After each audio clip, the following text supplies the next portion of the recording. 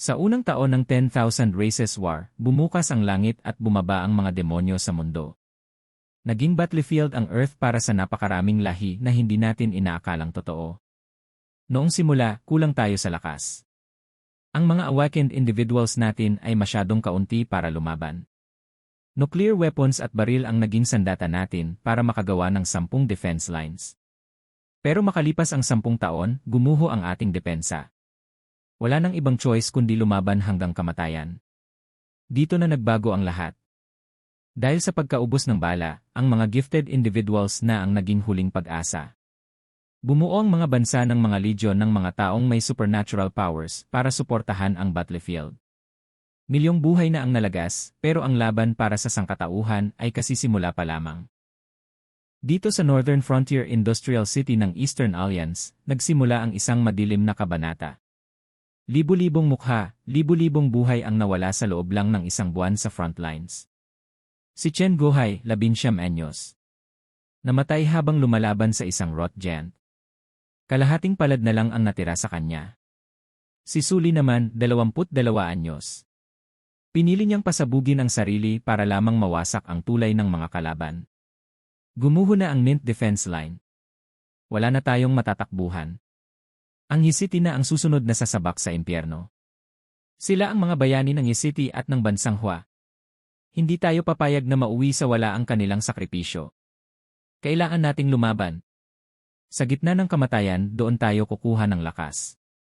Ngayon, titipunin ng Eastern Alliance ang 1,000,000 awakened para sa isang huling kontra-atake. Dahil sa galit, nagkaisa ang lahat. Protektahan ang ating bayan. Sugurin ang mga kalaban. Lahat ay nag-unahan sa enlistment. Bawat isa ay gustong pumatay ng alien races para sa hustisya. Lahat ay sumisigaw, gusto kong mag-enlist. Gusto kong sumabak sa frontlines. Tadtarin ang mga alien. Ipaghiganti ang mga namatay. Hanggang sa tinawag ang susunod.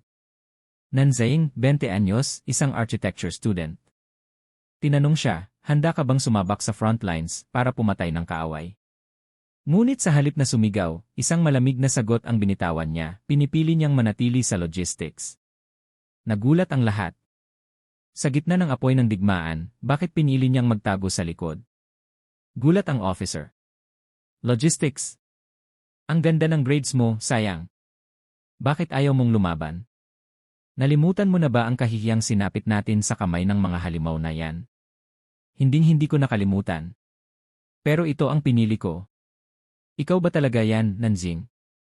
Yung matapang na nagligtas sa atin noon sa Mutant Tide. Huminahon kayo. Ang pagpasok sa frontline ay desisyon ng sariling loob. Sinisigawan siya ng lahat, ang mga katulad mo ang dahilan kung bakit tayo natatalo. Kinuha niya ang papel at lumakad palayo. Sa gitna ng pangungutya, may lihim siyang paninindigan. Kinabukasan, formal nang nagsimula ang operasyon. Nagliparan ang mga helicopter ng Eastern Alliance patungo sa mga strategic locations sa Northern Frontier.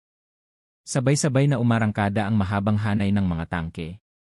Kahit kulang sa gamitan ng ilan, handa ang bawat comrade na maghati sa iisang quote para lang makalaban para sa bayan. Sa labas ng recruitment hall, nagsimula na ang pagbubuni ng mga sundalo at sibilyan. Bitbit ang kanilang mga bandila, sumisigaw sila ng "See, victory is ours" habang naghahanda para sa malawakang pag-atake. Para sa mga tao ng Yicity, ang pagtatanggol sa kanilang tahanan, bundok, at ilog ang pinakamataas na uri ng karangalan. Ramdam ang kanilang determinasyon na hindi magpatalo sa mga kalaban.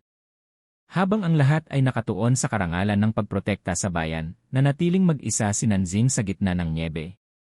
May malalim siyang iniisip habang tumutunog ang kanyang cellphone sa gitna ng katahimikan. Ngunit mabilis na kumalat ang breaking news sa mga screen. Trending no dalawa ang balitang ang super rookie ng Yicity ay tumanggi sa serbisyo militar. Naging usap-usapan ang kanyang maling desisyon sa gitna ng laban para sa kaligtasan ng sangkatauhan. Ang super rookie ng Yicity tumanggi sa military service. Sa mga online comments, binabatikos siya ng publiko, sabi nila, kapag bumagsak ang depensa, walang matataguan kahit ang mga nasa logistics. Coward ang sigaw ng mga netizen. Para sa kanila, ang pananatili sa logistics ay pagtakas sa responsibilidad ng kanilang henerasyon.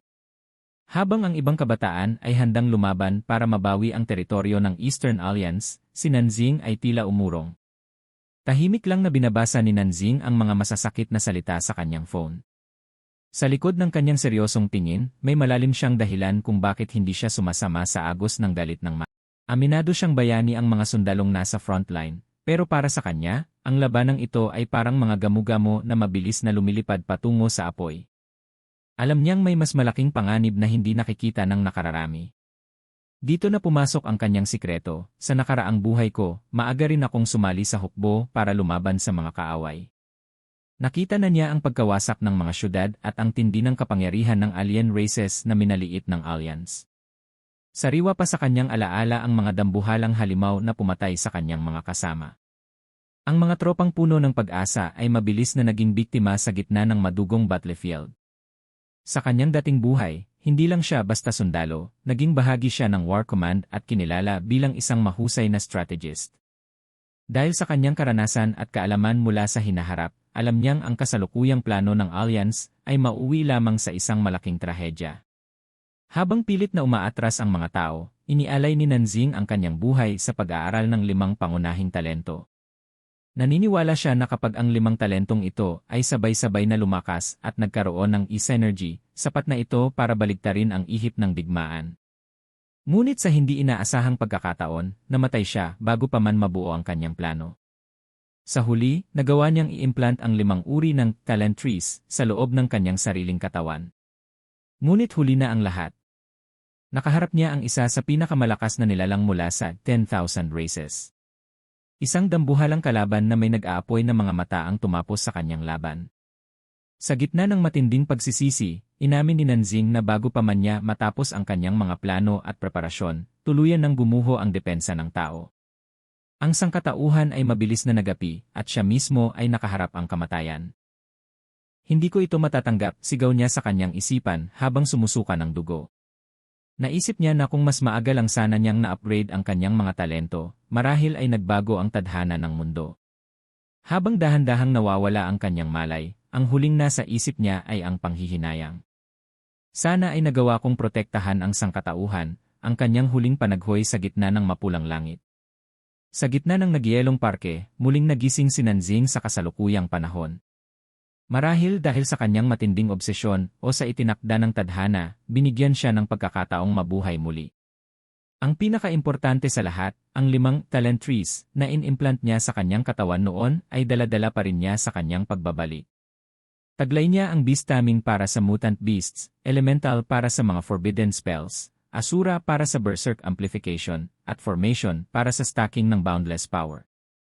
Kasama rin dito ang Undead Talent Tree na may kakayahang magsummon ng mga patay. Alam niyang mangangailangan siya ng napakaraming Source Stones at panahon para ma-upgrade ang mga ito.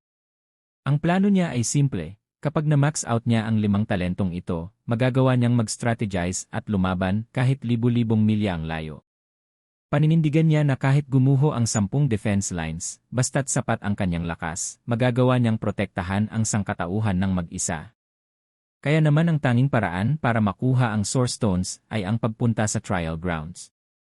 Dito na magsisimula ang kanyang sikretong paghahanda para sa kinabukasan.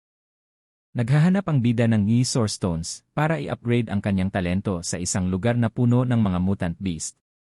Dumating ang bida sa Trial Grounds sa City para magsimula ng kanyang pagsasanay. Ipinapakita na ang dating training ground ay ginagamit na ngayon para gawing rasyon ang mga mutant beast para sa mga sundalo. Nag-aalala ang mga matatanda dahil sa kanilang edad at sa hirap ng pagproseso ng mga supply para sa frontline. Ipinapakita ang hirap ng mga naiwan sa trial grounds at ang panghihinayang na hindi na sila makalaban ng maayos. Nagpakilala ang bida at nag-alok ng tulong para pumatay ng mga mutant beast dahil kulang sila sa tao. Direktang sinabi ng bida na kaya niyang tumulong sa pag-ubos ng mga mutant beast para gumaan ang trabaho nila.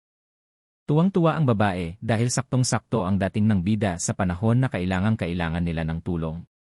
Sinamahan ng babae ang bida sa palitan ng damit para makapagsimula na ito sa kanyang gagawin. Nagtataka sila kung bakit may batang lalaki na pupunta sa trial grounds sa ganitong panahon. May naalala ang isa sa mga matanda tungkol sa pagkakakilanlan ng bida. Kinuha ng matanda ang kanyang phone para kumpirmahin ang kanyang hinala. Nakita nila sa balita na ang bida ay si Nanjing, ang taong tumangging pumunta sa frontline.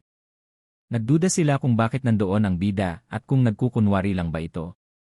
Iniisip nila kung nagkukunwari lang ba ang bida para pagtakpan ang kanyang pagiging duwag. Ipinapakita ang sandata na gagamitin laban sa mga mapanganib na mutant beasts. Ibinigay ng babae ang sandata na gagamitin ng bida laban sa mga mutant. Habang hawak-hawak ng bida ang sandata na-realize niya na kaya niya to. Habang nalalakad papalayo ang bida mula sa babae ay napasabi ito na baka ang bida ang maging dahilan upang mapabilis ang trabaho nila. At napaisip rin siya na ang gwapo pala ng ating bida. At bilang sumigit si Manang sinabihan niya ang babae na huwag kang papadala sa pagiging gwapo niya kung ang katangian niya at duwag pero di alam ni Manang na si Kuya ay di duwag. Habang papasok na si Kuya napasabi si Manang papaano niya papatsin yung mga mutant kung siya mismo ay duwag at di pumunta sa frontline, at naisip ni Manang na baka sa una lang siya matapang at tatakas rin siya. Sinubukan ng system na mag-load pero may error dahil walang record ng past trials para sa level E. Nagdesisyon ang bida na ituloy ang trial kahit pa may babala ang system. Opisyal nang nagsimula ang pagsubok at inabisuhan ang bida na ihanda ang sarili. Isang seryosong babala tungkol sa madilim na hinaharap ng mundo at ang kawalan ng atrasan. Nagsimula nang lumabas ang mga kalaban na kailangang harapin sa loob ng trial. Isang mahalagang tanong ang lumabas, handa ba siyang maging shadow in the night para sa kinabukasan ng tao? Nag-iisip o naghahanda ng kanyang loob ang bida bago ang matinding labanan.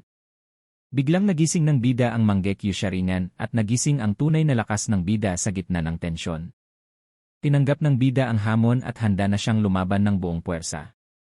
Handa na ang bida na harapin ang lahat ng kalaban sa isang matinding bakbakan.